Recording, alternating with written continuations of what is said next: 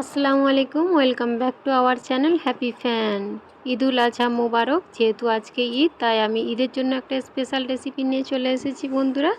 সেটা তোমরা দেখে বুঝতে পারবে কি রেসিপি নিয়ে এসেছি। আজকে বানিয়েছি আমি দই রুটি আর হচ্ছে গোশ কষা।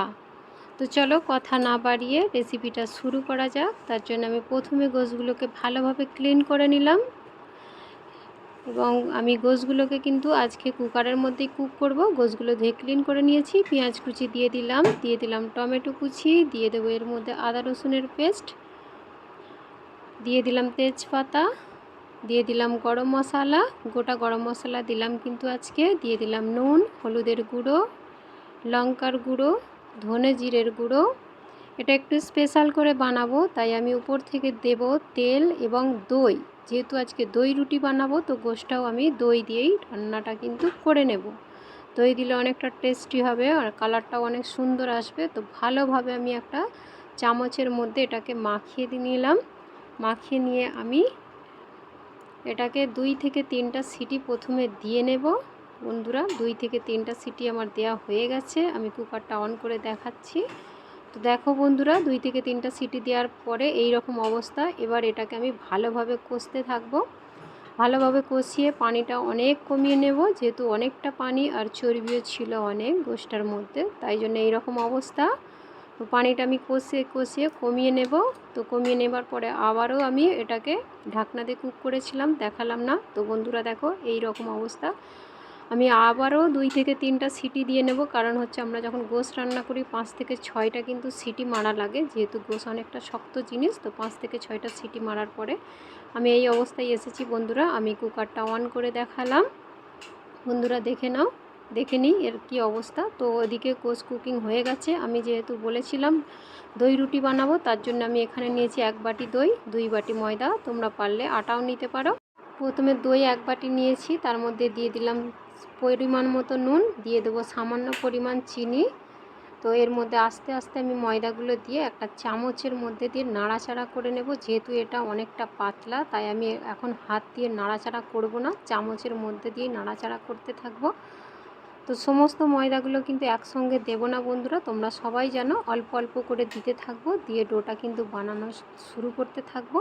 যখন মোটামুটি একটা অবস্থায় আসবে, তখন কিন্তু আমি এই ডোটাকে হাত দিয়ে নাড়াচাড়া করে ভালো করে বানিয়ে নেব।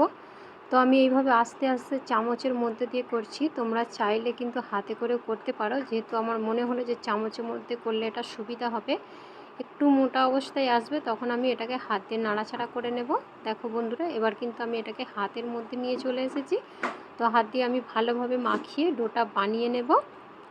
এটা কিন্তু অনেকটা সফট হবে আর অনেক নরম হবে, আর খেতেও কিন্তু অনেকটা টেস্টি হবে। এ মতো অবস্থায় আমি 2 থেকে 4 মিনিট এটা ঢাকনা দিয়ে আমি রেখে দেব রেস্টের জন্য।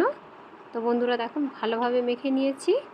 তো উপর থেকে চাইলে তোমরা একটু সাদা তেল দিয়ে নিতে পারো, যেহেতু এটা দই দিয়ে বানিয়েছি, সাদা তেল না দিলেও চলবে। আমি 10 থেকে 15 মিনিট পরে আবার ফিরে এলাম বন্ধুরা। দেখো কতটা সফট, ভিতরের বাতাসটা যাতে না থাকে, যাতে করে বেরিয়ে যায়, তার জন্য আবারও ভালোভাবে মেখে নিলাম বন্ধুরা। দেখো কতটা নরম আর সফট হয়েছে। এখান থেকে আমি যতটা পারবো লেচি কেটে নেব, যতটা হবে। মোটামুটি আমার এখানে 9টা লেচি হয়েছে বন্ধুরা, দেখে নিয়েছো। একটু মোটা করে কিন্তু বানাতে হবে, কারণ হচ্ছে দই রুটি কিন্তু অনেকটা মোটা মোটা করে করলে এটা তো অনেক নরম আর সফট হবে। তো একটু মোটা করে মানে বেলতে হবে আর কি, বেশি পাতলা করা যাবে না। তো আমি সমস্ত রুটিগুলো এক এক করে বেলে নেব। সমস্ত রুটিগুলো এক এক করে বেলে নিয়ে আমি প্রথমে রেখে দিব, তারপরে কিন্তু এক এক করে রুটিগুলো আমি সেঁকবো। সমস্ত রুটিগুলো বেলা তোমাদেরকে দেখিয়ে দিলাম। দেখো বন্ধুরা কতটা মোটা, এটা কিন্তু একদমই পাতলা করিনি, একটু মোটা করে বানিয়েছি। তো আমি এখানে সমস্ত রুটিগুলো বেলে নিয়েছি, ওভেনের মধ্যে বসিয়ে দিয়েছি চাটু আমার গরম হয়ে গেছে। এর মধ্যে দিয়ে দিলাম রুটি এবং উল্টে পাল্টে রুটিগুলো সুন্দরভাবে বানিয়ে নেব বন্ধুরা। প্রত্যেকটা রুটি বানানো কিন্তু আমি দেখিয়ে দেব। অনেকটা ফুলবে রুটিগুলো, কিন্তু অনেক সুন্দরভাবে ফুলবে আর অনেক নরম হবে। সমস্ত রুটিগুলো কিন্তু আমার ফুলেছিল, একটাও রুটি কিন্তু তেমন খারাপ হয়নি। সমস্ত রুটিগুলো দেখো বন্ধুরা, এক এক করে আমি সমস্ত রুটিগুলো বানানো দেখিয়ে দিলাম। তোমরাও কিন্তু এইভাবে বানিয়ে নিও। আর দেখো বন্ধুরা, এরপরে একটু স্কিপ করবে না, তাহলে বুঝতে পারবে না। উপর থেকে দিয়ে দিলাম আমি ঘি। তো তোমরা চাইলে এটাকে মানে রুটিটা বানানোর সময় ঘি দিয়ে নিতে পারো, যেহেতু কাঁচা ঘি খাওয়া শরীরের পক্ষে বেশি উপকার। আর বাচ্চাদেরকে তো এইরকম টিফিনে দিলে প্রতিদিনই খেতে চাইবে। আমার তো খুবই ভালো লাগে, আমার বাবুরাও অনেক পছন্দ করে। দেখো বন্ধুরা কতটা নরম আর সফট হয়েছে, একদম হাতের মুঠোয় চলে আসছে।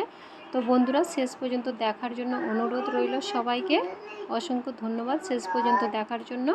আমার রেসিপি যদি ভালো লেগে থাকে বন্ধুরা অবশ্যই লাইক কমেন্ট শেয়ার করো। আমার চ্যানেলে যদি প্রথম হয়ে থাকো অবশ্যই চ্যানেলটিকে সাবস্ক্রাইব করো। এবারে সার্ভ করে দিলাম। দেখো বন্ধুরা গোশের কালারটাও কিন্তু অনেক সুন্দর। আজ এ পর্যন্তই, আল্লাহ হাফিজ।